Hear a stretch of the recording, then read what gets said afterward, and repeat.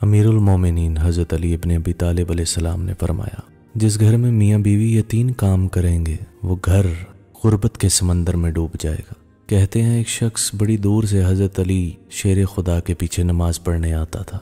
अचानक से वो शख्स गायब हो गया और किसी को कोई पता नहीं था कि वो शख्स कहाँ चला गया। कुछ अरसे बाद आप एक लंबे सफ़र पर गए और सफ़र से वापसी पर आपने एक दीवार देखी जो टूटी हुई थी। आप अपनी सवारी से उतरे और उस दीवार पर टेक लगाकर कुछ देर आराम करना चाहा।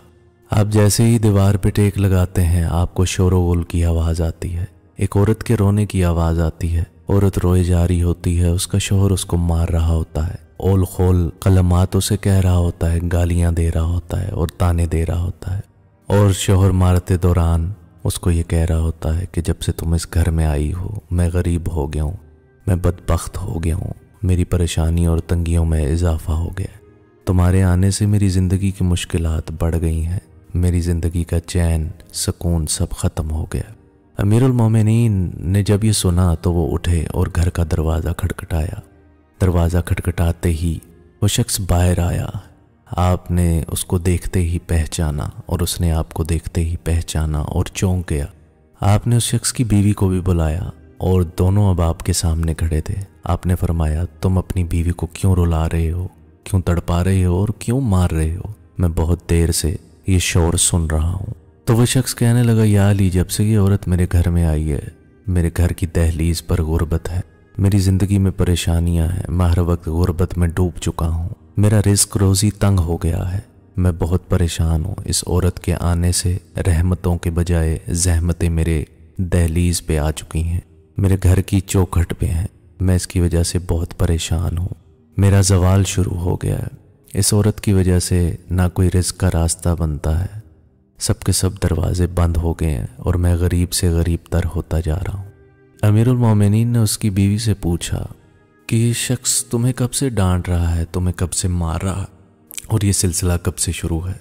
तो उस औरत ने जवाब दिया, या अली, मैं जब से इस घर में आई हूँ मुझे ऐसा लगता है कि जैसे मैं जहन्नम में आ गई हूँ। जब से मैं इस घर में आई हूँ मेरा शोहर मुझे ताने देता है, मुझे मारता है। मैं एक गरीब बाप की औलाद हूँ, मेरे माँ बाप दुनिया पे नहीं रहे, ये मुझे मारता है, ये मुझे ताने देता है कि तेरी वजह से मैं इस गुर्बत की दलदल में धंसता जा रहा हूँ और धंस गया हूँ, तेरी वजह से मेरा रिस्क कम हो गया।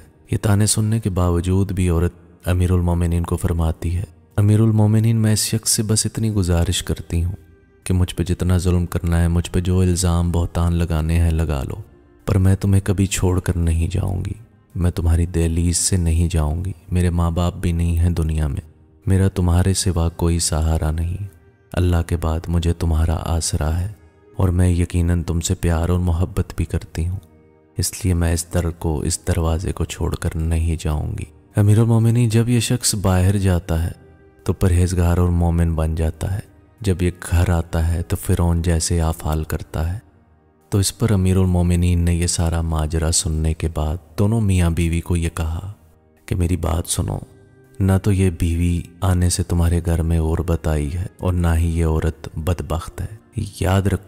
याद रखो इंसान के अपने गुनाह और बुरे करतूत ही ऐसे होते हैं जो अल्लाह को नापसंद होते हैं और फिर अल्लाह इंसान को आजमाइशों में डाल देता है, कभी गुर्बत में, कभी तंगी में, कभी बीमारी में और कभी किसी और चीज़ में मशगूल कर देता है। याद रखना, जिस घर में मियाँ बीवी ये 3 काम करते हैं उस घर में गुर्बत कभी ख़त्म नहीं हो सकती, तंगी कभी ख़त्म नहीं हो सकती। जब आपने इरशाद फरमाया तो दोनों मियाँ बीवी बड़े ताज्जुब से आपकी जानिब देखा और आपसे फरमाया कि या अली, वो कौन से 3 काम हैं जिनकी वजह से ये गुर्बत और तंगी हमारे घर से नहीं जा सकती? तो आपने फरमाया, नंबर 1, जो शख्स अपनी बीवी को गालियाँ देता है, हर वक्त गालियाँ देता है, हर वक्त बेइज्जत करता है, हर वक्त जलील करता है, वो औरत की नज़रों से गिर जाता है। नंबर 2, एक दूसरे से तल्ख लहजे में बात करना, एक दूसरे से हर वक्त उकताए रहना भी गुर्बत का सबब बनता है। नंबर 3, शैतान को राज़ी करना भी घर में गुर्बत लाता है। जो शख्स रहमान को नाराज़ करता है और शैतान को राज़ी करता है तो ऐसे घर में परेशानियां आती हैं। जो काम तुम कर रहे हो, बीवी को मारते हो, ताने देते हो, ये तुम शैतान को राज़ी कर रहे हो और रहमान को नाराज़ कर रहे हो। तुम्हें चाहिए कि तुम सब्र करो और इन बहतान से परहेज करो। ये 3 काम अगर तुम छोड़ दोगे तो तुम्हारी तंगी और तुम्हारी गुर्बत तुमसे अल्लाह दूर कर देगा और वो अल्लाह तुमसे राज़ी हो जाएगा।